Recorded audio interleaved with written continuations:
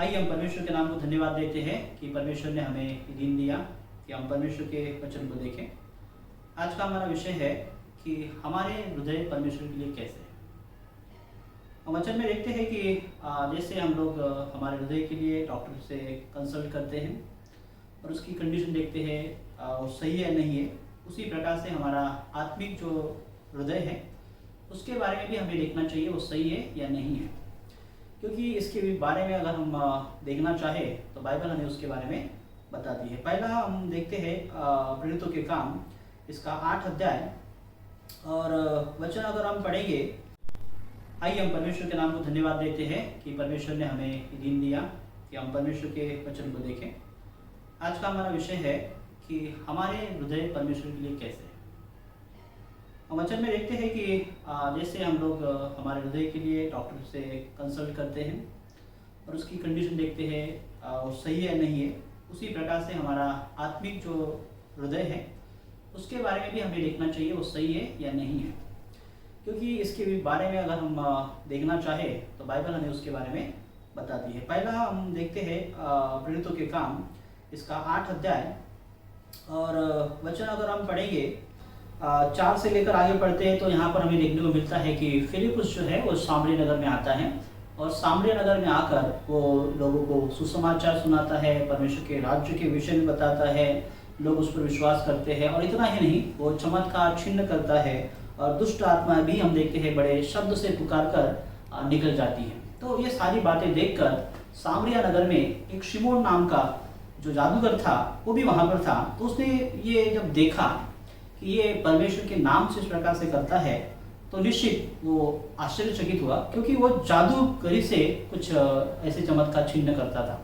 जैसे कि वचन पढ़ते हैं प्रेरितों के काम इसका 8 अध्याय और 9 से लेकर अगर हम 13 तक पढ़ते हैं तो उसके बारे में दिया है कि वो शिमोन जादूगर जो है वो जादू टोना करके लोगों को चकित करता था, वचन 9 में दिया है।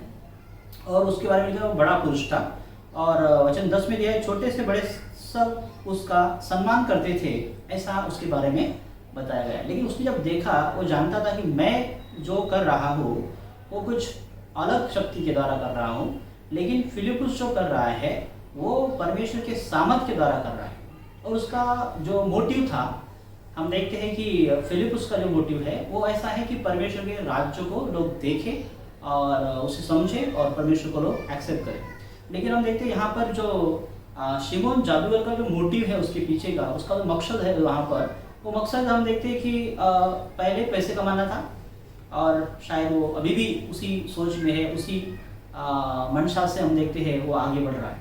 अगर हम आगे बढ़ते हैं वचन उसके अंदर 8 अध्याय में और 14 से लेकर अगर हम आगे बढ़ते हैं तो वहाँ हम देखते हैं कि प्रेरित जब सुना कि सामरिया नगर में बहुत से लोग जो है विश्वास किए हैं, सुसमाचार उन्होंने सुना है। और ये जब सुना तो यूहन्ना और पतरस भी हम देखें उन्हें सुसमाचार सुनाने के लिए और प्रभु के अंदर उन्हें और भी मजबूत बनाने के लिए वो वहाँ पर चल दिए गए। और जब चल दिए गए तो उन्होंने देखा कि किस प्रकार से वहाँ पर प्रभु का कार्य हो रहा है। तो उन्होंने क्या किया, जिन्होंने बपतिस्मा लिया था उनके ऊपर हाथ रखा ताकि उनके पवित्र आत्मा का दान मिले। अभी ये जो बातें हैं ये शिमोन देख रहा था कि अरे ऐसे कोई लोग हैं जो आते हैं हाथ रखते हैं उनको पवित्र आत्मा मिल जाता है। तो उसी प्रकार से शिमोन भी सोच रहा है कि अगर मुझे भी मिल जाए तो मैं भी अपने हाथ रखकर किसी को पवित्र आत्मा जो है वो दे पाऊंगा, ऐसा वो सोच रहा है। तो वो क्या करता है, वचन हम पढ़ते हैं वहाँ पर प्रेरितों के काम इसका 8 अध्याय और वचन हम पढ़ते हैं 18 में। तो शिमोन ने देखा कि प्रेरितों के हाथ रखने से पवित्र आत्मा का दान दिया जाता है, तो उसके पास रुपए लेकर वो आता है और कहता है यह अधिकार मुझे भी दे दो कि जिस किसी पर मैं हाथ रखूं वो पवित्र आत्मा पाए। तो पवित्र आत्मा को जो हम देखे दान है या पवित्र आत्मा के द्वारा जो आने वाला सामर्थ्य है वो कैसे खरीद रहा है, पैसों के द्वारा वो सामर्थ्य खरीदने की बात कर रहा है। तो उसके मन में पहले से ही पैसा है, वो पैसे पहले ही हम देखते हैं लोगों को जादू का कार्य करके दिखा रहा था और अभी भी वो सोच रहा है कि परमेश्वर के पास में भी मैं आऊँगा और पवित्र आत्मा मुझे मिल जाएगा तो मैं पैसा देके उसको क्या करूँगा, खरीद लूँगा और मैं बाद में भी शायद उसको पैसा बहुत कमाऊँगा। इस प्रकार से ही उसका सोच था। तो वचन बताता है पतरस ने उससे कहा तेरे रुपए तेरे साथ नष्ट हो, क्योंकि तूने परमेश्वर का दान रुपयों में मोल लेने का विचार किया। परमेश्वर के दान को, वरदान को ऐसे लेकर खरीदने का ये बात कर रहा है। और इसीलिए हम देखते हैं पतरस ने उसके बारे में कहा है कि इस बात में न तेरा हिस्सा है न तेरा भाग है, क्योंकि तेरा मन परमेश्वर के आगे सीधा नहीं है। देखो, उसने वचन सुना था, फिलिप्पुस को सुना, पतरस को सुना, हम देखते हैं कि यूहन्ना को सुना, लेकिन उसका इनर हम देखते हैं पार्ट में जो है, उसके हृदय में जो है अभी भी परिवर्तन नहीं है। इसीलिए हम देखते हैं कि पतरस ने उसे साफ कह दिया कि तेरा मन परमेश्वर के सामने सीधा नहीं है। ये बात आज हमें भी जांचने की जरूरत है कि मेरा हृदय परमेश्वर के सामने आज कैसा है, क्योंकि उसके लिए हमें कौन मदद कर सकता है? तो परमेश्वर का वचन हमें मदद कर सकता है।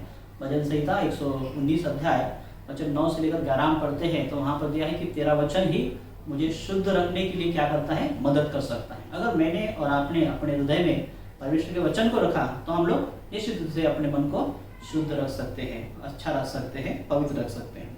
और ये बहुत ज़रूरी है कि हम जान लें कि हमारे हृदय की कल्पनाएं, विचार जो है वो परमेश्वर जानता है करके, क्योंकि वचन बताता है भजन संहिता इसका 44 अध्याय और 20 से लेकर 22 तक हम पढ़ते हैं तो वहाँ पर दिया है परमेश्वर मन के विचारों को जांचता है।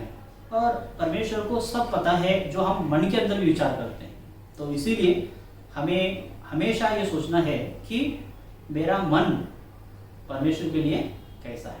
अगर हम ये सोचते हैं और पाते हैं कि मेरा मन परमेश्वर के सही नहीं है, तो हमें ज़रूरी है कि हम अपने मन को परमेश्वर के लिए सही बनाएं। कैसे ऐसा ना हो कि परमेश्वर मुझे आकर और आपको ये सवाल करे कि आपका मन परमेश्वर के सही नहीं है। इसीलिए हमें अपने मन की तैयारी करनी है ताकि परमेश्वर जो है हमारे मन को सही पाए। परमेश्वर इस वचन के द्वारा आपको आशीर्वाद दे।